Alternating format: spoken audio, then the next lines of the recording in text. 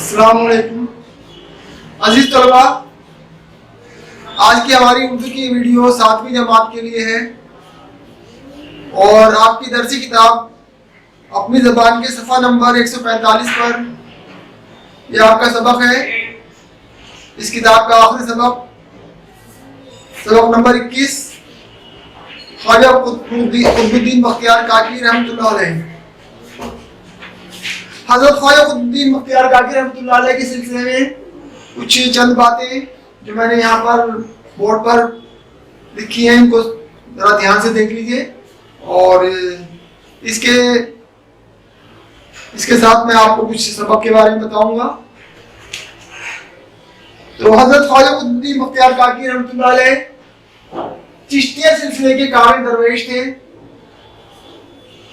آپ کی والدہ بہت نیک خاتون تھی، ہر وقت دن رات عبادت میں مشغول رہتی اور جب کبھی قرآن شریف کی تلاوت کرتی تو خواجہ قطب الدین بختیار کاکی رحمۃ اللہ علیہ کو اپنے پاس بٹھا لیتی، جبکہ وہ بہت چھوٹے سے تھے۔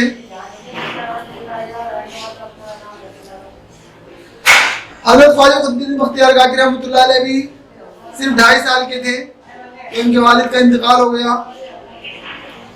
والدہ نے اپنی خاص نگرانی میں ان کی تربیت کی اور ان کو 4 سال کے ہونے پر مکتب بھیجا۔ تو وہاں پر جو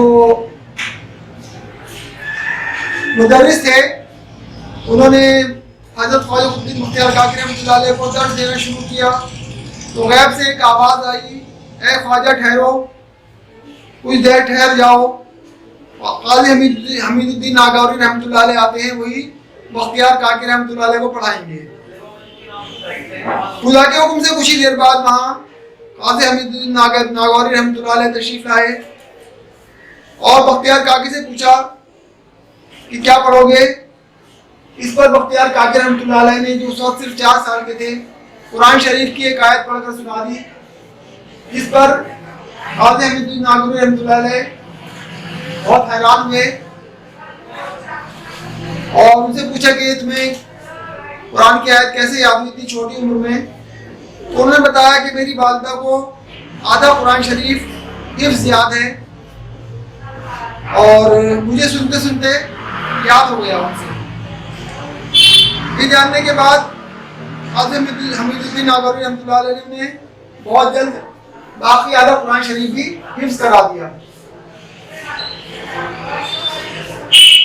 5 سال کے ہوئے تو والدہ نے ملازم کے ساتھ انہیں محلے کے مکتب میں بھیجا۔ جاتے ہوئے راستے میں کوئی بزرگ ملے، انہوں نے نوکر سے پوچھا اس بچے کو کہاں لے جا رہے ہو؟ نوکر نے کہا کہ محلے کے استاد کے پاس لے جا رہا ہوں۔ تب ان بزرگ نے کہا کہ بچے کو مدرسے لے جانے کے بجائے مولانا ابو حفص رحمۃ اللہ علیہ کے پاس لے جاؤ، وہی اس بچے کو درس دیں گے یعنی پڑھائیں گے۔ اور مولانا کو تاکید فرمائی کہ پوری توجہ سے انہیں پڑھائیں، ان سے بڑے بڑے کام لینے ہیں۔ جب وہ بزرگ چلے گئے تو مولانا نے اس شخص سے فرمایا تمہیں معلوم ہے یہ کون بزرگ تھے؟ یہ خضر علیہ السلام تھے جو خدا کی طرف سے اس خدمت پر معمور کیے گئے تھے کہ یہ بھٹکے ہوئے لوگوں کو صحیح راستہ دکھلاتے ہیں۔ اپنی تعلیم مکمل ہونے تک بختیار کاکی اپنے گاؤں میں ہی رہے۔ جب وہ سن بلوغ کو پہنچے یعنی بالغ ہونے کو پہنچے تو تلاش حق میں گھر سے نکلے۔ انہی دنوں قطب صاحب کو معلوم ہوا کہ اصفہان میں حضرت خواجہ معین الدین چشتی رحمۃ اللہ علیہ آئے ہوئے ہیں۔ وہاں جا کر وہ حضرت خواجہ معین الدین چشتی رحمۃ اللہ علیہ کے مرید بن گئے اور اپنے مرشد کے ساتھ مکہ معظمہ اور مدینہ منورہ میں حاضری دی۔ اس کے بعد ان کی ملاقات اسی سفر کے دوران ایک اور بزرگ سے ہوئی۔ انہوں نے بختیار کاکی کو نصیحت کی، سنیے ذرا دھیان سے کیا نصیحت کی تھی۔ صفحہ نمبر 147 پر دوسرے پیراگراف میں آپ کو یہ نصیحت مل جائے گی۔ بہت غور کرنے کی بات ہے، بہت سمجھنے کی بات ہے یہ کہ دنیا کی چیزوں کی خواہش نہ کرنا، مال و دولت جمع نہ کرنا،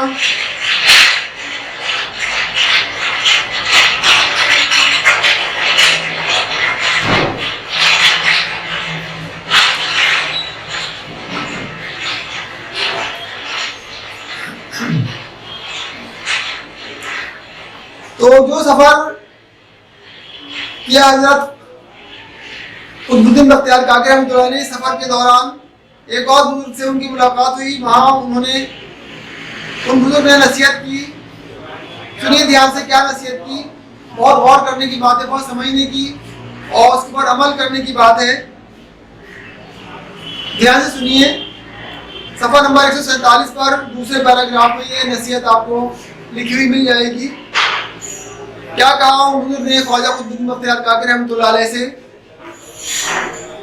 فرمایا انہوں نے دنیا کی چیزوں کی خواہش نہ کرنا، مال و دولت جمع نہ کرنا، جو کچھ ملے اسے خدا کی راہ میں خرچ کر دینا اور اللہ کی عبادت کے سوا دوسرے فضول کاموں میں وقت نہ گنوانا.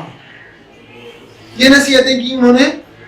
مدینہ منور سے واپسی کے بعد اپنے مرشد کے ساتھ بغداد میں رہ کر عبادت کے علاوہ عوام کو نیک کام کرنے کی ہدایت کرنے لگے. آپ بچپن سے ہی نہایت سادہ زندگی بسر کرتے تھے، مختصر کھانا کھاتے، ہمیشہ خدا کی یاد میں محو رہتے، یعنی کہ ہمیشہ خدا کی یاد میں ہی لگے رہتے تھے. کسی سے نذرانہ وغیرہ بھی قبول نہیں کرتے تھے. پھر بھی اگر کچھ آ جاتا تھا، کوئی کچھ دے دیا کرتا تھا نذرانے میں، تو اسے غریبوں اور محتاجوں میں بانٹ دیتے تھے، تقسیم کر دیا کرتے تھے. ایک واقعہ ہوا، دیکھیے کتنا عجیب واقعہ ہے یہ. بادشاہ وقت اور شہر کے لوگ ہمیشہ آپ کی خدمت میں بڑے بڑے نذرانے پیش کرتے ہیں، لیکن کیونکہ اپنے پاس کچھ رکھتے نہیں تھے اس لیے اکثر تنگی بھی ہوتی تھی. دہلی میں قیام کے دوران جو ہے ایک بار ایسا واقعہ پیش آیا کہ اہل و عیال یہاں تنگی میں دن گزار رہے تھے. جب کبھی گھر میں کچھ نہ ہوتا تو آپ کی اہلیہ پڑوس میں رہنے والی بقال کی بیوی سے قرض لے کر کام چلاتی تھی. پیسہ آنے پر اس کا قرض ادا کر دیتی. روایت ہے کہ ایک روز بقال کی بیوی نے تانا دیا کہ اگر میں تمہیں قرض نہ دوں تو تمہارے بال بچوں کا پیٹ کیسے بھرے. اس کی بات سے حضرت کو سخت تکلیف پہنچی. آپ نے ارشاد فرمایا کہ آئندہ کسی سے قرض مت لینا. اگر ضرورت پیش آئے تو تاپ میں سے روٹیاں لے لیا کرو. روٹی کو کاک کہا جاتا ہے. کاک کہا کہ کاک لے لیا کرو تاپ میں سے. اس کے بعد سے ضرورت پڑنے پر تاپ سے گرم گرم روٹیاں ان کی اہلیہ جو ہے لے لیا کرتی. اسی سبب سے خواجہ قطب الدین بختیار کاکی کہلانے لگے. اس واقعے کے بعد آپ کہلانے جانے لگے بختیار کاکی. کاکی کا لقب آپ کے ساتھ میں لگ گیا. حضرت خواجہ قطب الدین بختیار کاکی رحمۃ اللہ علیہ اپنے مرشد خواجہ اجمیری رحمۃ اللہ علیہ کے ساتھ ہندوستان پہنچنے کی اطلاع ملی تو بھی ہندوستان آ گئے. کچھ دن ملتان میں رہنے کے بعد دہلی آ گئے.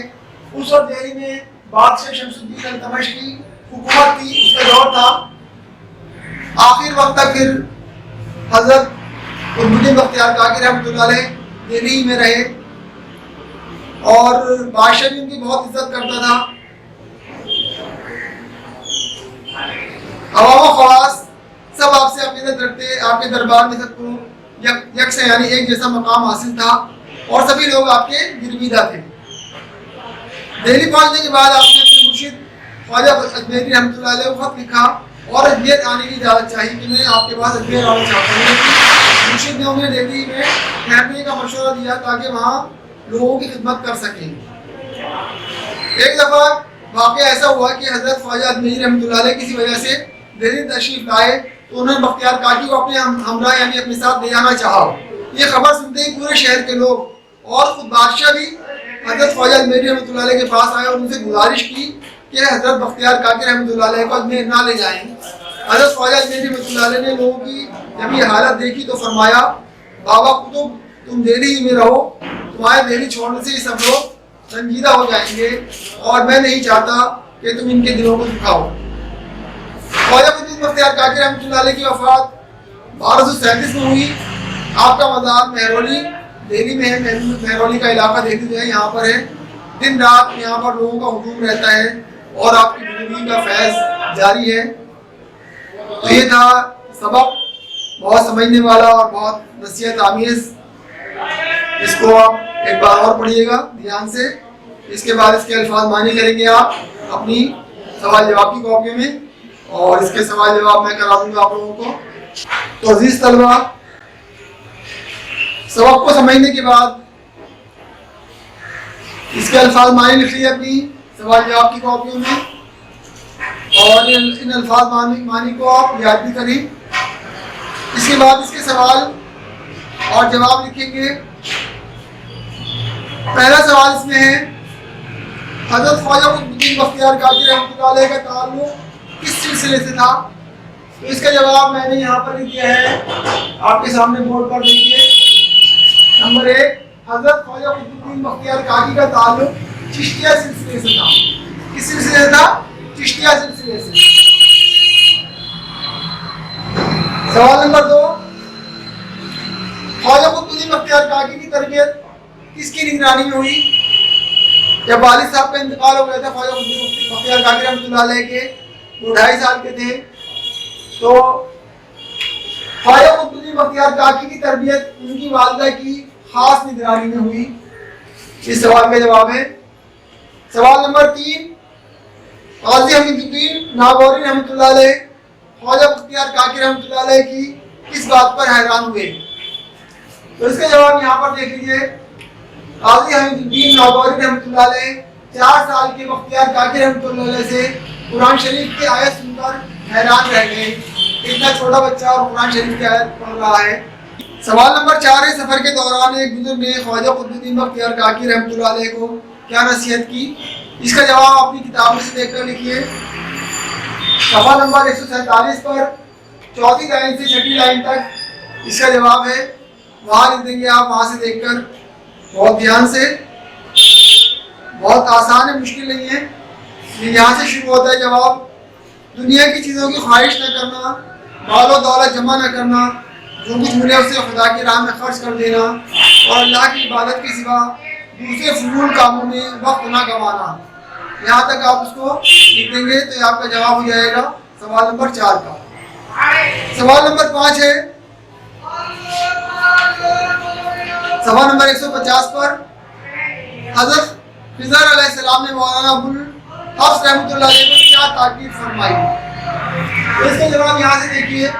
हज़रत खिज़र अलैहिस्सलाम ने मौलाना अबुल हफ्स रहमतुल्लाह अलैह को ताकीद फरमाई कि पूरी तवज्जो से इन्हें पढ़ाएं, इनसे बड़े बड़े काम लेने हैं। ये ताकीद फरमाई थी हज़रत खिज़र अलैहिस्सलाम ने। सवाल नंबर 6 को छोड़ दीजिए आप। सवाल नंबर 7 है, हज़रत बख्तियार काकी रहमतुल्लाह अलैह किस बादशाह के ज़माने में हिंदुस्तान तशरीफ लाए? तो सवाल नंबर 7 का जवाब ये है, हज़रत बख्तियार काकी रहमतुल्लाह अलैह बादशाह शमसुद्दीन अल-तमश के ज़माने में हिंदुस्तान तशरीफ लाए। सवाल नंबर 8, हज़रत बख्तियार काकी रहमतुल्लाह अलैह ख्वाजा मुइनुद्दीन चिश्ती रहमतुल्लाह अलैह के साथ अजमेर क्यों नहीं गए? तो इसका जवाब, हज़रत बख्तियार काकी के दिल्ली छोड़कर जाने से लोग गमगीन हो रहे थे, इसलिए हज़रत ख्वाजा अजमेरी रहमतुल्लाह अलैह उन्हें अपने साथ अजमेर नहीं ले गए और उनसे कहा कि बाबा तुम दिल्ली में रहो, दिल्ली छोड़ने से लोग हमारे गमगीन होते हैं। सवाल नंबर 9, बख्तियार काकी रहमतुल्लाह अलैह का मज़ार दिल्ली में कहाँ वाक़ है? तो सवाल नंबर 9 का जवाब है, बख्तियार काकी का मज़ार दिल्ली के महरौनी इलाके में है।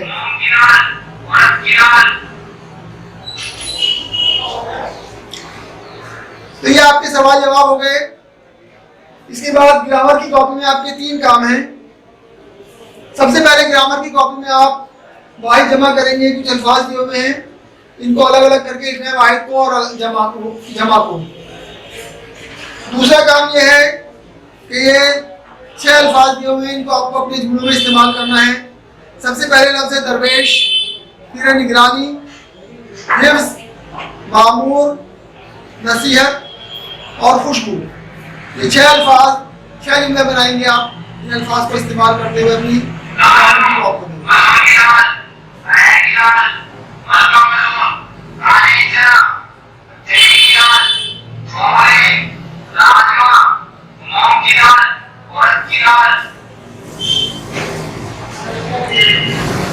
सबसे आखिर में ये 5 जुमले दिए हुए हैं, सही जुमले पर सही और गलत पर गलत का निशान लगाना है आपको। ये 3 काम आपको अपनी ग्रामर की कॉपी में करने हैं। इस तरह से आपका आज का ये सबक مکمل ہوتا ہے. شکریہ.